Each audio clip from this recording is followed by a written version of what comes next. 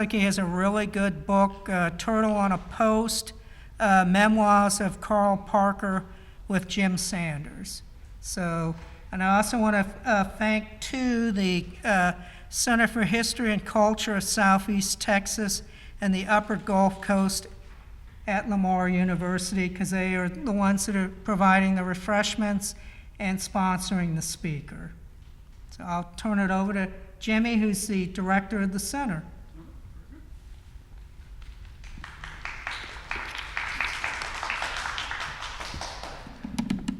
All right, thank you very much. Can you hear me okay? All right, thanks for coming out. As Bill said, I am the director of the Center for History and Culture of Southeast Texas and the Upper Gulf Coast at Lamar University. I did not come up with that title.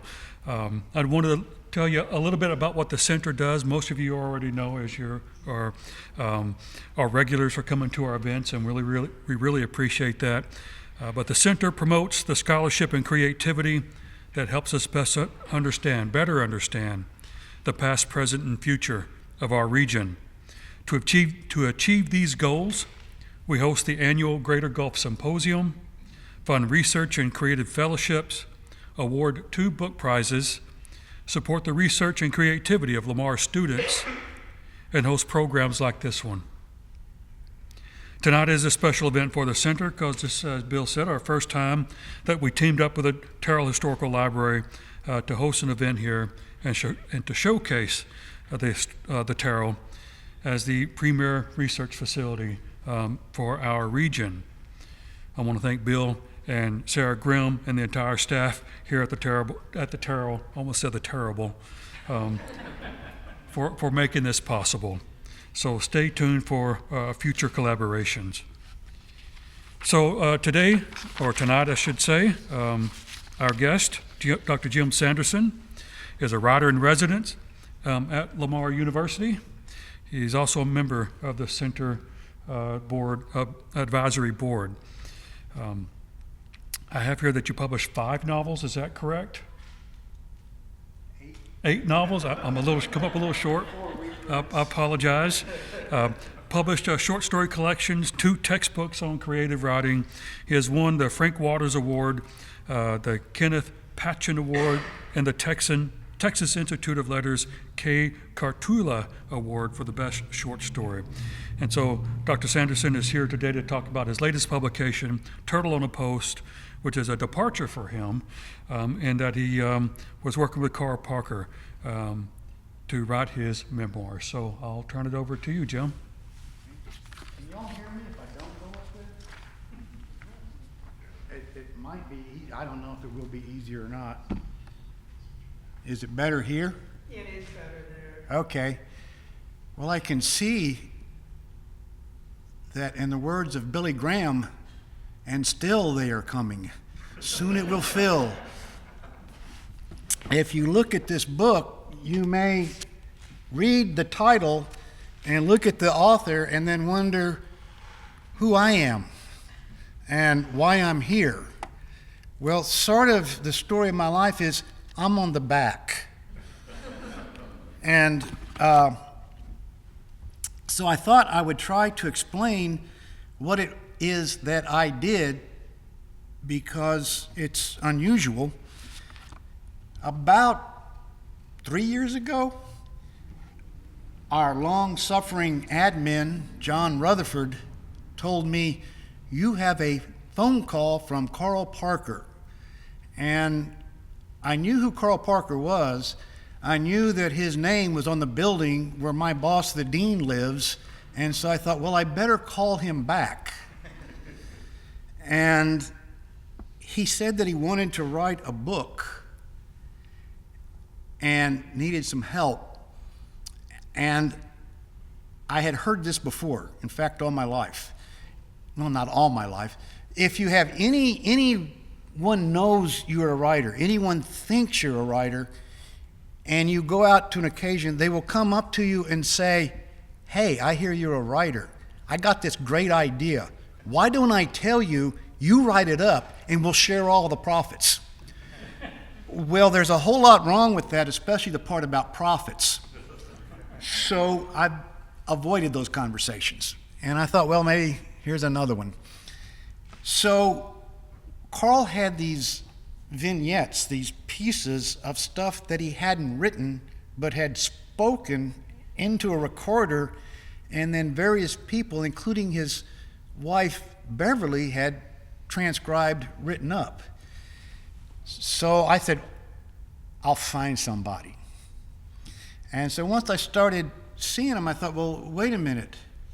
Maybe this might be a good deal because Carl's done the writing, I'll get the idea, and we'll share the profits. The profits became a problem because Lamar immediately told me that I couldn't do it unless I got something out of it. Well, I either had to charge him for doing it, or the deal was that I would get the fame and the fortune and the profits for doing it. So that got Lamar on board. So I agreed, okay, I will do this. And Carl started sending me these, as I said, vignettes. And 1 page, 2 page, 3 pages from all over. How this started is in the first part of the book is that he wanted to write a letter to his grandchildren to explaining the trials and problems with the Happy Times episodes. You may remember that. The pornographic movie store in Port Arthur in which Carl was indicted, I think, 5 times. And so he wanted to explain his side. So this was a longish letter and some follow-up. But then he started thinking, and he went to his childhood. He went to the Senate. He went to the Congress. He went to his law career. So I have all these things. So I thought, well, let's put them together in some sort of chronological order. So I started getting them, started looking at them. And so what I did was to organize them according to 5, essentially, parts. Part 1 is before politics. That is his time growing up. That is his reminiscence of Port Arthur in the 40s and 50s. His UT education, his time in law school, his time in the military. And then the second was the House. And then he got beat through all sorts of manipulations for Speaker of the House. So he turned his focus on the Senate. And as he said of that, and I'll probably mention again, that he was welcomed into the Senate because he was, quote, housebroken. And got information about his Senate career, and then I covered the indictment, and then anecdotes about practicing law. So what I would do, I would get these, put them together, and my wife Liz and I went to their house, and Liz would remember this. Carl would start talking, and story after story. As someone said, never let the truth stand in the way of a good story. And so I would talk to Carl, and this kept going. And so as I got these things in print, I would try to imagine Carl talking and try in word processed to maintain that oral sensibility. And what Carl would do and what I got is that he would start out as Carl Parker, by God, and there was a time when, and then he would slip into legalese or bureaucraties, and so I tried to downplay the legalese and the bureaucraties. And hopefully, if you read it, you can hear Carl, okay? So I did that. So I put these together, and then I would color code them in green or blue.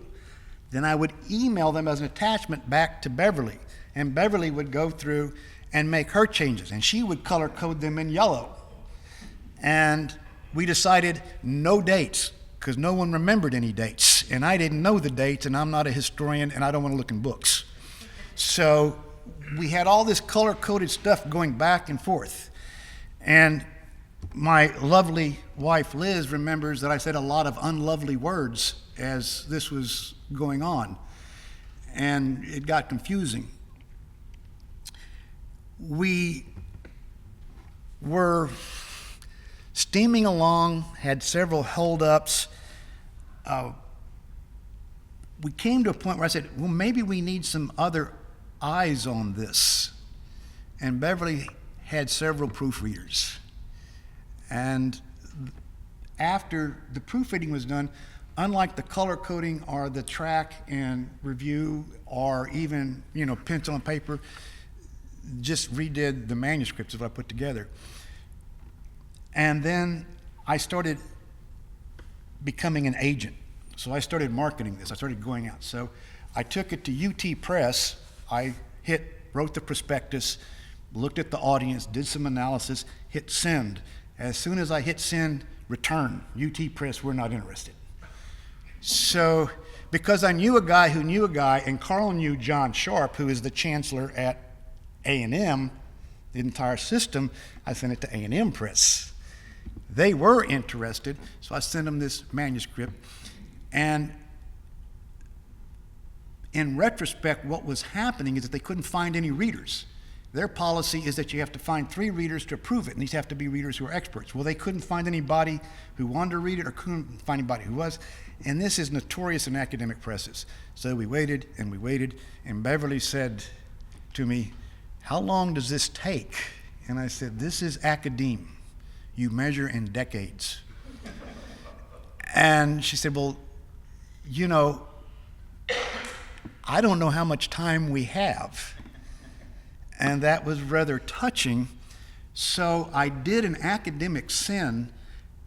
I pulled it away from A&M and let Lamar University Literary Press have it.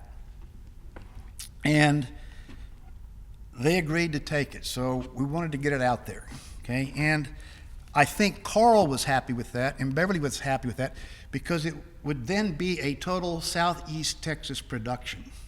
And my opening as to why I'm involved, there's a lot of people involved. You don't just write a book, you make a book.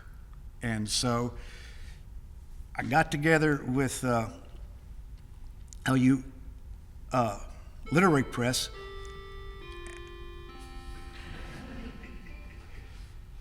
Angels. And I don't know if you're familiar with Lamar Literary Press, but it is the only academic press in the country that specializes only in literature. And it's a leading national source now for poetry. And so it publishes anything that could be classified as literature.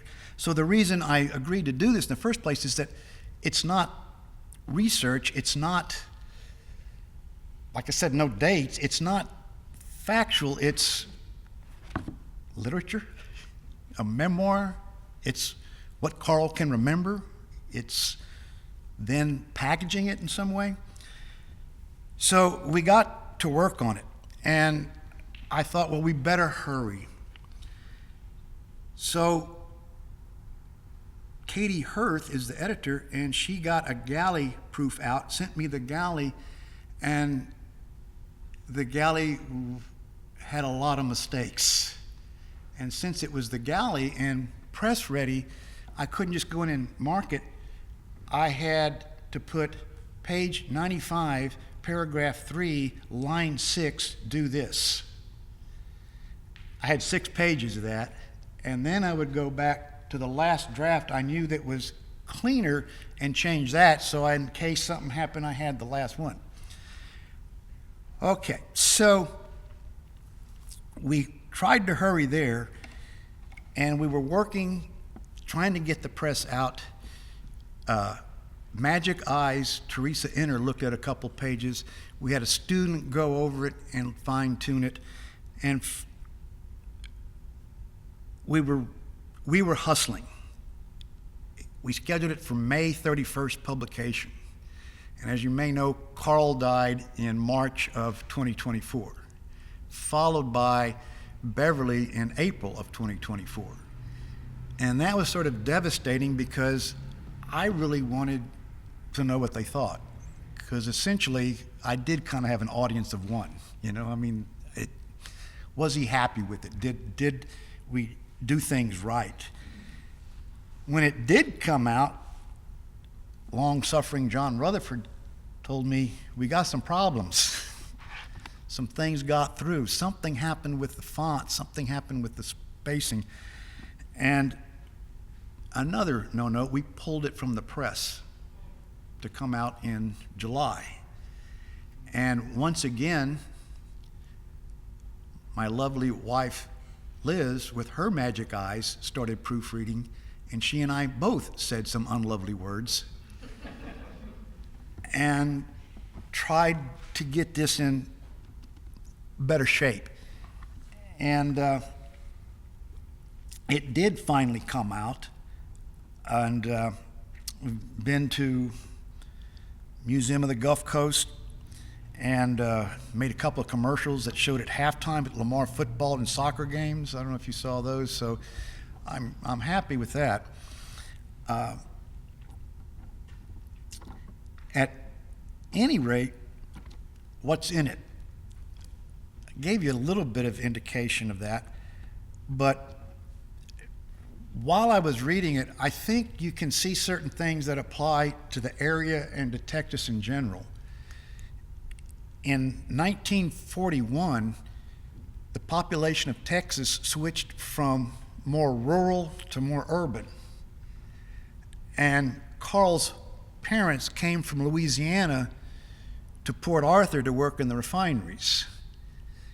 And so this is that shift of rural to urban. So they're bringing this Louisiana rural ideas, recipes, outlook, religion with them. And almost as protection, what they have is the unions. And so it's this transition, and then it's this power of these unions. And that, of course, is in there. When my friend Andy Coughlin was looking at it and wanting to write something for the Beaumont Enterprise, he read a copy and said what got to him was the description of politics in the 1960s. It seemed so much more congenial that, and I heard stories about this, that Carl could just lambaste somebody, tear them apart, and then buy them lunch. And they were in sort of, I know it's now a derogatory term, but it was the best part, well, there may not be a best part, of the good old boys club. This was, you can see that in what they're talking about. There was a certain camaraderie in both the House and the Senate. Ergo my comment about being housebroken. They look, you know how it works, you know how it's done. I'll do this if you do it. That's there. And then, of course, Carl was defeated in 1995, which Texas stops being a democratic state and becomes totally Republican. And it also represents the decline of the unions. And it's also, as Andy Coughlin commented, the loss of congeniality to go into the sort of division that we have now, and a different political nature. And you can see that kind of coming. And then along the way, there's names dropped all over. I mean, there's Bob Bullock, there's Ann Richards, John Sharp, John Conley, Fats Domino, Mickey Gilley. Fats Domino was supposed to show up at a concert in Beaumont at Lamar. He got too drunk, and Carl prosecuted him. There are several legends in here, and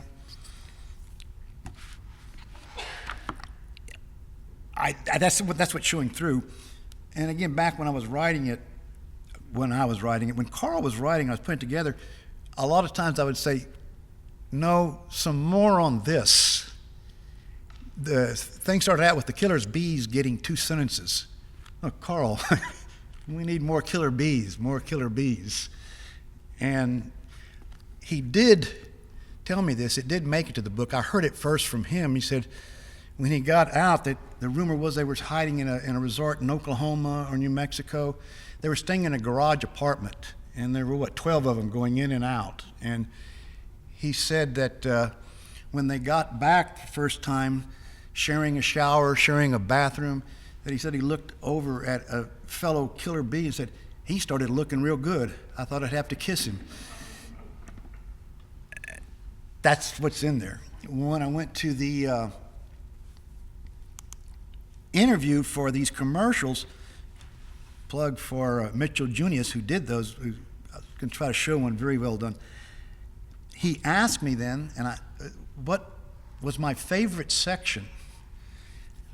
And I knew this was going to be at a halftime show in front of a lot of people, and I got to thinking, well, it's and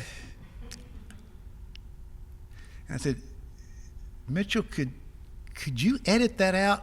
Because the reason I'm stumbling is that what I want to tell you, I don't want a stadium full of people to hear. And I don't want them to know I put that down. So we kind of went over that. So, again, sorry that Carl couldn't be here. Sorry that we didn't get out in time. But what I'll do is read a couple of excerpts, see what we've got to give a flavor of it. And I want you to imagine, instead of me reading it, you've got Carl Parker. Maybe look at this. Age him, put him in a chair with a cane, a little bit of gravel, and try to imagine him telling this. This is a section called Alligators. Of course, taking care of the local folks is very important to remaining elected. One of the larger state parks is located in Jefferson County in the heart of my old district. I received many complaints that even though it was logical, hunting was not allowed in state parks. So I authored a bill to legalize hunting in state parks, and it passed. This stood me in good stead with sportsmen. Additionally, I was contacted by the owners of an Orange County shooting range. They were badly in need of funds, and after my staff's short research, I discovered that shooting range owners or participants could receive federal dollars for gun safety instruction. As a result, I passed such a bill and was rewarded with a lifetime membership in the Orange Gun Club. After I worked with Parks and Wildlife, that department requested that I give attention to boating safety. There were several bills recommended by Parks and Wildlife that I gladly carried. Among them was the DWI bill. BWI bill, boating while intoxicated. Boating accidents on Texas lakes were reaching epidemic proportions, and most were related to the consumption of alcohol while boating. Another area in which I worked with Parks and Wildlife was my connection with alligators. I learned that alligators in Texas were about to be on the endangered list and that they were essential to the coastal ecology. In order to hatch their eggs, alligators wallow out pounds in marshy areas, pushing the reeds and vegetation into a heap. The female alligators then lay their eggs on top of these heaps and cover them with more vegetation. Afterwards, in order to keep predators such as otters and muskrats from eating the eggs, the female alligator urinates on the pile, which causes decomposition, thus bringing heat to the eggs. The holes left by the alligators making the heap is often the only water source in times of drought in marshy areas. Thus, we needed to preserve the alligator population.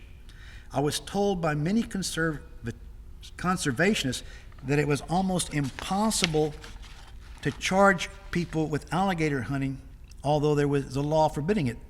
The problem was that you could not identify where the alligator came from. When game wardens found people in possession of dead alligators, the alligator hunters would claim that the alligator came from another state, particularly Louisiana. There was no way to identify whether or not this statement was true. I had several hunters and outdoorsmen in my area who were seriously concerned about the plight of the alligators. They were so concerned that they would trap alligators and carve their initials into the skin of the gator so that it could later be identified if captured by an illegal hunter. Eventually, I was able to pass through the House of Representatives a bill making it illegal to have in your possession any part of an alligator or the alligator itself. As a result of this legislation, alligators began to thrive. By the time I reached the Senate, alligators had more than survived. They had become so plentiful that there were complaints in part of my district that alligators in areas near bayous or ponds were attacking people's pets. After checking with Parks and Wildlife, I confirmed that alligators had made a huge comeback and that we had done away with the greatest predator of gators, humans. And working with Parks and Wildlife, I introduced legislation in the Senate to allow alligator hunting. A hunter has to get a permit, then attend an educational lecture about alligators and how to deal with one after capturing it. As a result, I was invited to an alligator hunt. I killed a 10-foot alligator, which I later made into a belt and cowboy boots. And, in retrospect, it wasn't the illegal immigrants eating your pets, it was the alligators. Women dancing in tents. While I was in the House, I decided that a good ongoing project would be to seek out old and outdated statues and introduce legislation to repeal them. This was partly the result of shifts in attitude in Jefferson County after the scandals and cleanups. There was widespread support for enforcing every law on the books. Someone discovered that a law dating back to the early 1900s made the public use of or renting a pool table illegal. As a result, several pool parlors in Port Arthur, Beaumont, and surrounding areas were shut down. I offered a bill to repeal this outdated statute. I was criticized by several zealous religious groups and individuals, including some of my friends and supporters. The criticism abated when I pointed out that Baylor University and several smaller Baptist colleges had pool tables in their student recreation centers. Another antiquated law that I came across made it illegal for women to dance in tents within a certain distance of a public roadway. I know when I first read that, what? The tent, the roadway? I was able to get that law repealed, but I never received the things I thought I should deserve from women. After all, I'd made it legal for them to dance wherever they wanted to. As a result of my experience in the Texas legislature, I've become to believe that almost anyone can influence the creation of new laws or abolish the outdated ones. The Jewish school bill, as it came to be known, is a good example.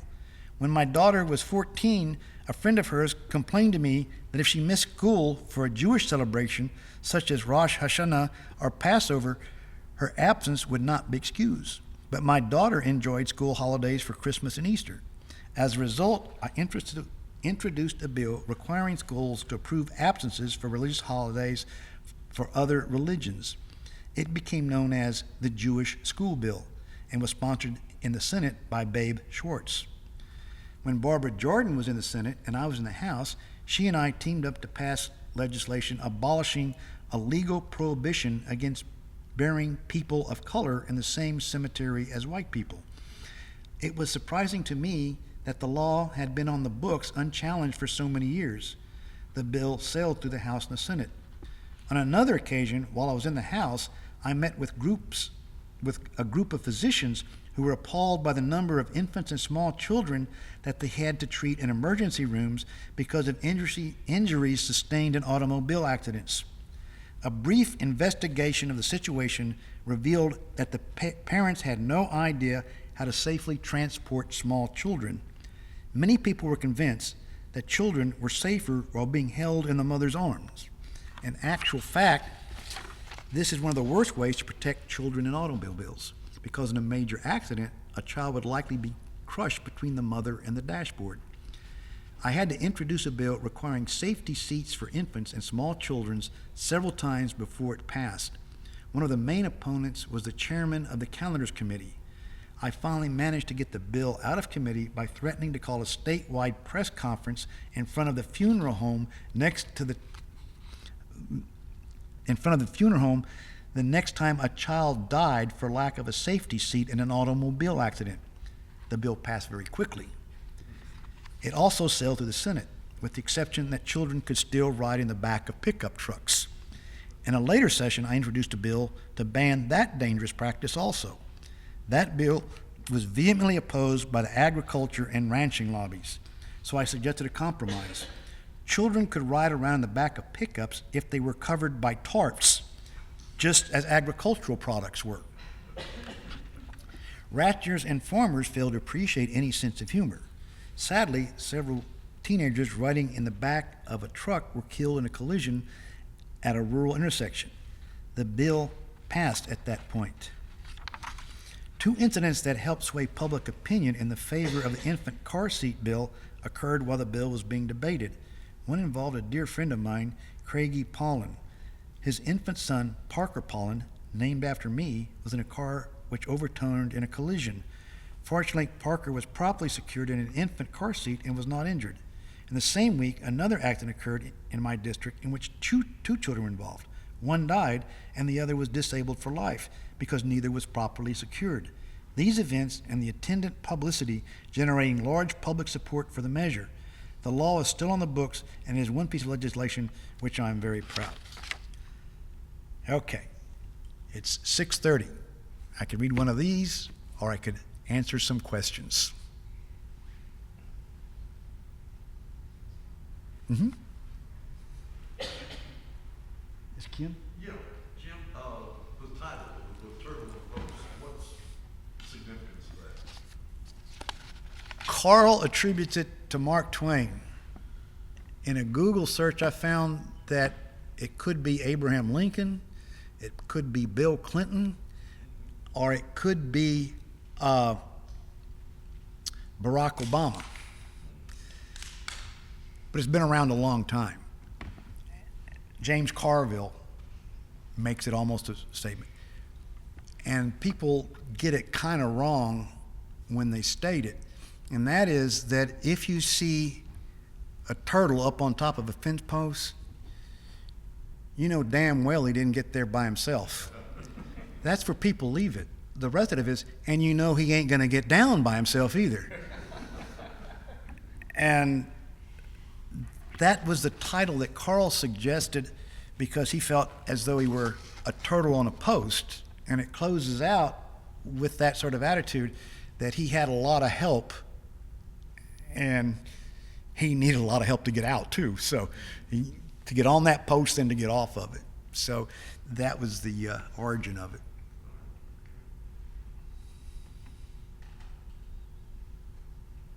Anyone else? Jim, did you record your interviews with? No, all I saw, I never saw a recording or heard one. I just got the transcription. And you know, I guess back when I was talking about it, what I got, you know, when you hear, if you've, they're filming me. I hope that film dies, burns. Because if you've ever seen yourself on film or heard yourself speak, recorded, there's this and that. Well, if you're transcribing that, how does it turn out? And then if you're trying to put the transcription together, how do you correct it? And if you aren't listening, there's so much that you miss. You know, Plato said that speech is far superior to writing because it is immediate and it requires presentation, whereas writing doesn't. And when you start dealing with something that is spoken, you start to realize, well, maybe Plato was right. And by the way, who'd have figured Mickey Mouse's dog was so smart? Mm-hmm. So what do you think he wanted for his legacy? I heard that someone asked him last year, you know, if you could come back, who would you want to be? And the response was, well, hell, Carl Parker. What have I got to complain about? So I think he thought that he had a legacy, and I think a lot of these stories and his telling of them is what he really enjoyed. There are several stories where he tries to intimidate people, and he loved singing, and he liked parties. He liked big celebrations, and liked food, and he was always really happy to do that.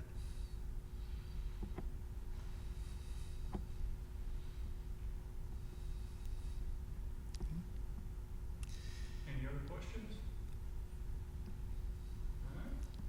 Yeah. One thing I didn't read, he is running for election for Congress way back in the beginning, and he goes to a union hall, and he gets up to speak.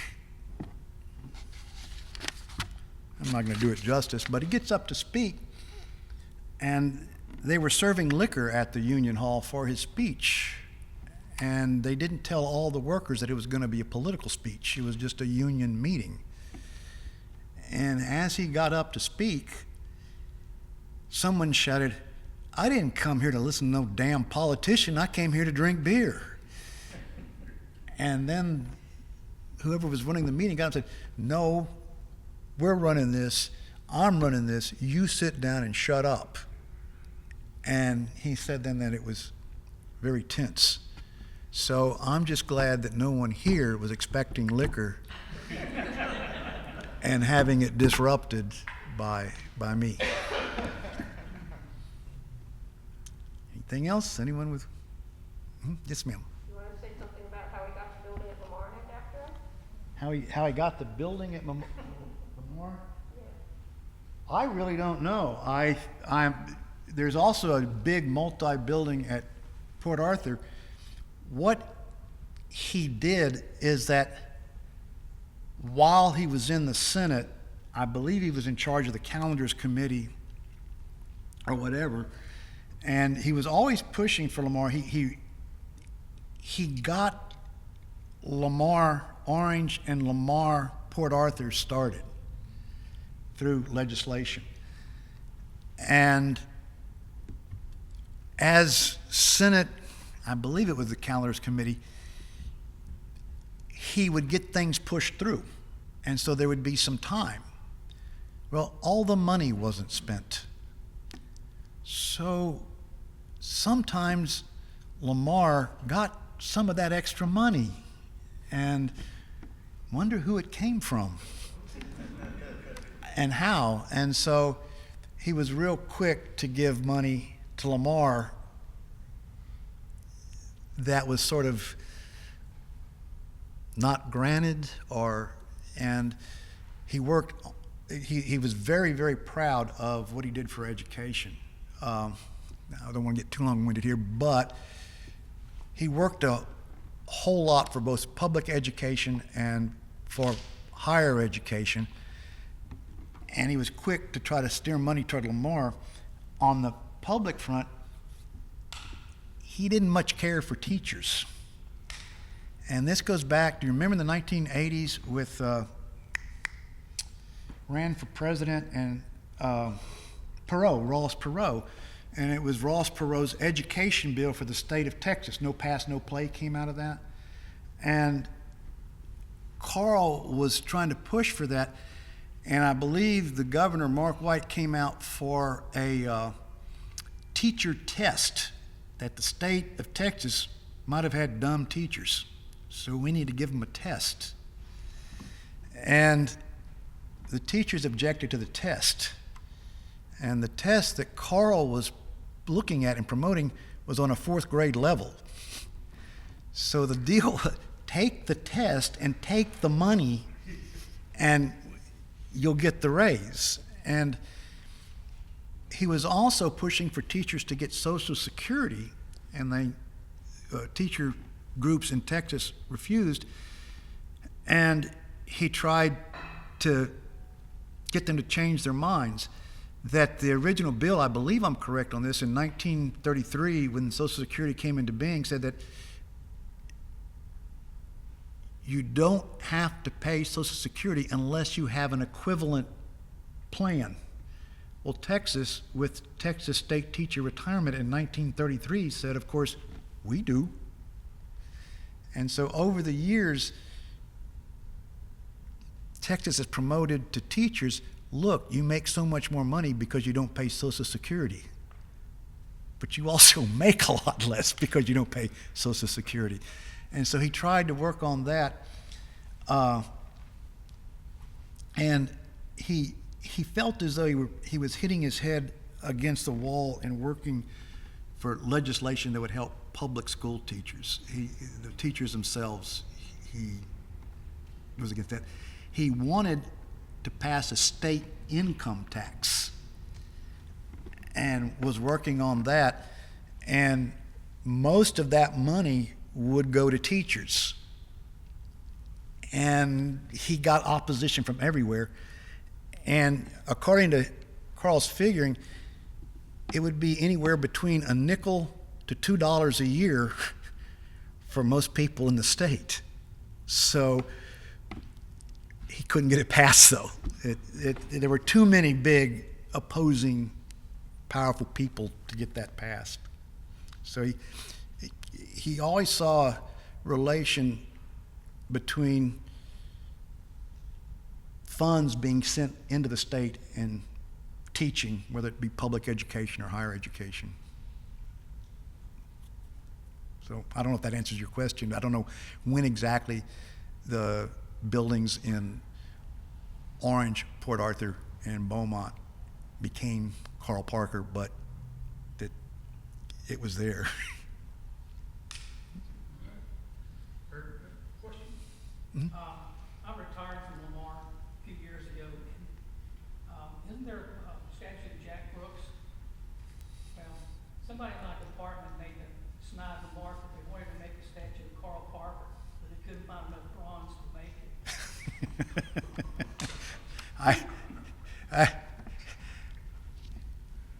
I guess I could say this. I heard Jack Brooks said, well, here's the height of accomplishment in life. They build a likeness to you so the pigeons can crap on it.